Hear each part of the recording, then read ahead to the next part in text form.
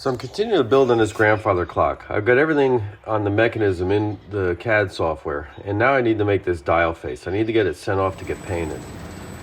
So I'm using a laser that I've got access to. This is a model laser. You can see that underneath is a piece of sheet I'm going to cut. It's around 110,000 steel sheet, cold rolled steel.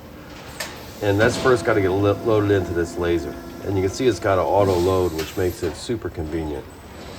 You see here the sheet going into the laser. And I have the DXF file with the outline of that face exported from Fusion. And then this just simply does a beautiful job. Cuts all the holes nice and clean.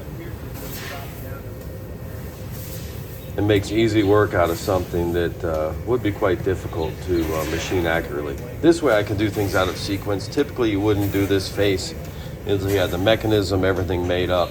But having that thing in CAD, I can kind of go in any order. And these things will fit just because the dimensions are so exact. So then I machined these posts, all the things there, this holder for the date wheel. And you can see where they're all going to go. But now I need to put those in without much heat. So what I've got here, and access to another pretty neat tool, which is a laser welder. And this allows you to go in there very finely. And my friend John Webster helped me out on this.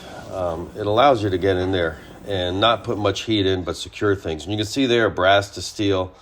They use these on jewelry a lot, so I thought it'd be a nice application. Because if you get a torch on this thing, it'll warp. Now you can see the front face of this thing, it's clean. So this will be painted, and you can't have any spaces. So hopefully everything's close enough. You can see the little holes there where the backs of those studs are. So I think it's looking good. It's all ready. It's getting shipped off to Massachusetts, and hopefully get this thing painted soon.